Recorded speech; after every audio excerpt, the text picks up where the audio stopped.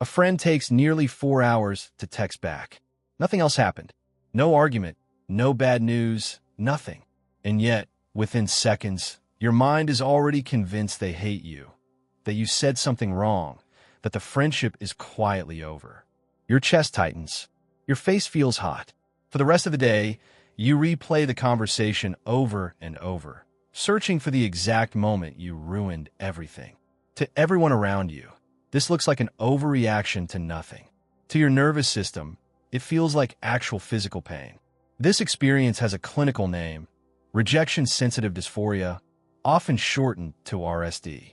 The term was coined by psychiatrist William Dodson, who noticed an extreme pattern of emotional reactivity showing up consistently in patients with attention deficit hyperactivity disorder.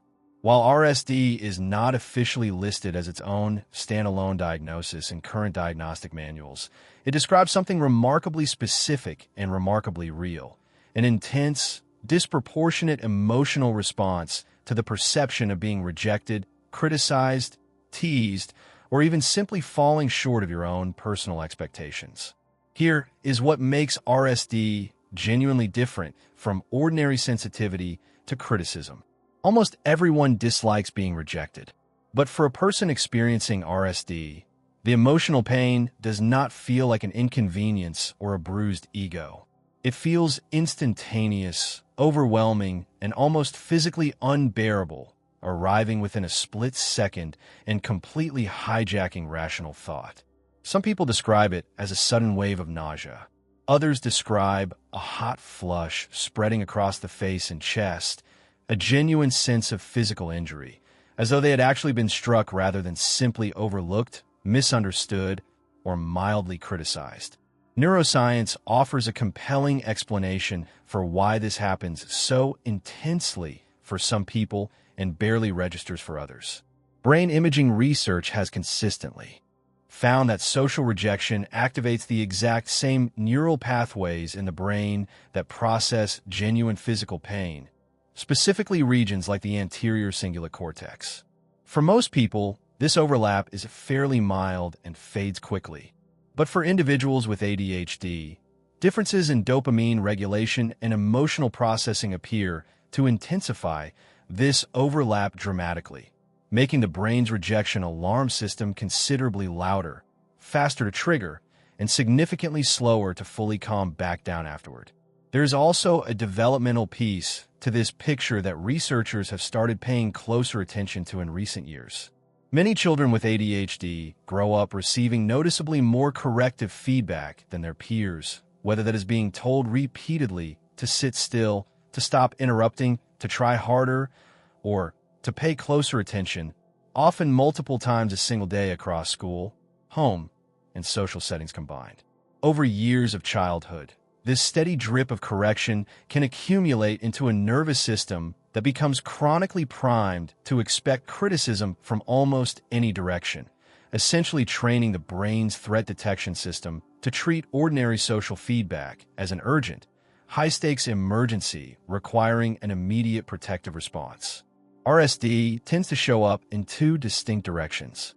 The first is external RSD, triggered by an actual event: a friend canceling plans, a boss offering blunt feedback, a partner seeming distant or distracted during dinner.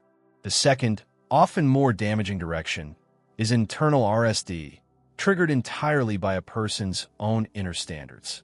This happens when someone falls short of a personal goal, makes a small mistake at work, or simply feels they're not measuring up to who they believe they should already be. In these internal moments, the harshest rejection is not coming from any other person at all. It is coming entirely from inside, in the form of intense, punishing self-criticism that can feel every bit as devastating as being rejected by someone else. This pattern can quietly shape enormous parts of a person's life over time, often in ways that look completely unrelated to rejection on the surface.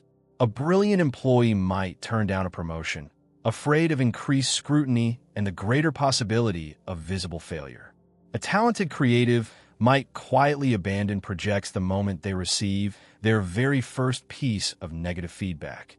A person in a healthy relationship might pick unnecessary fights, testing their partner's commitment over and over, purely to manage the constant underlying fear that rejection is inevitably coming anyway, sooner or later.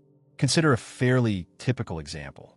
Someone sends a text message to a group chat, and the conversation simply moves on without anyone directly responding to their specific comment. To most people, this barely even registers as worth noticing. But for someone experiencing an RSD spike, it can trigger an intense, almost instant spiral. A conviction that the group secretly finds them annoying, that they talk too much, that everyone privately agrees they should not have said anything at all. Within minutes, they may quietly leave the conversation entirely, feeling genuinely wounded by something the rest of the group never even consciously registered as significant in the first place.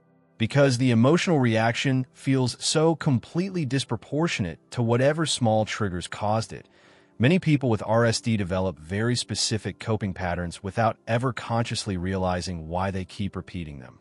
Some become chronic people pleasers, working relentlessly to avoid even the smallest possibility of disapproval before it can ever happen. Others swing in the opposite direction entirely, avoiding new relationships, opportunities, or challenges altogether, reasoning unconsciously that if you never truly try, you can never actually be rejected.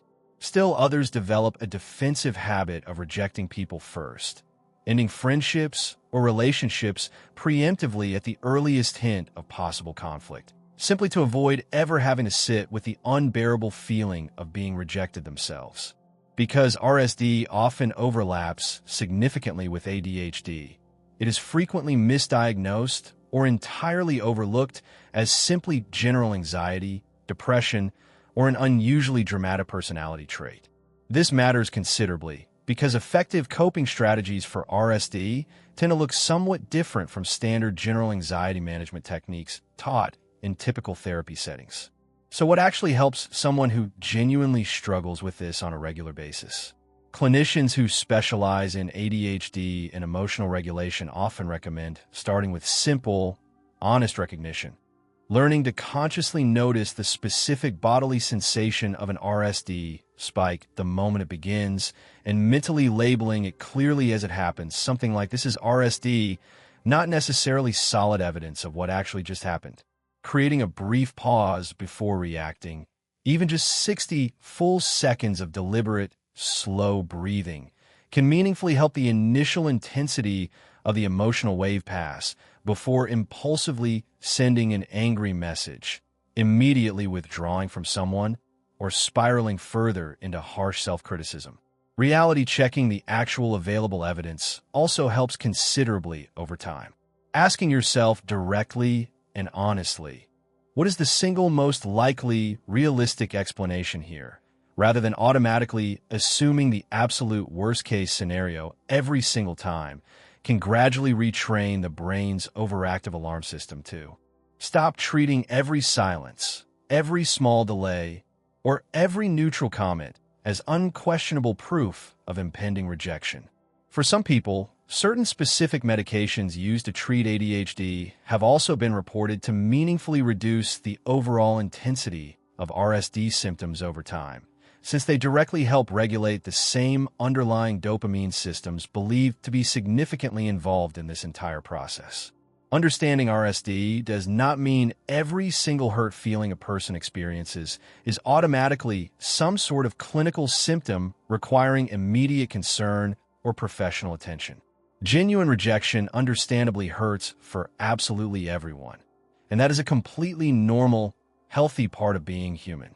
But for people who have spent years quietly wondering why such small moments feel so catastrophically large and overwhelming, having an accurate, evidence-based name for the experience can be genuinely, deeply validating. It transforms a confusing, seemingly irrational reaction into something concrete, something clearly explainable, and most importantly, something that can actually be gently and patiently worked through with real understanding and genuine self-compassion. If any single part of this finally explained a pattern you have quietly struggled with for years now, hit like, share it with someone close to you who takes everything personally, and subscribe now for even more real psychology explained clearly and without any judgment at all.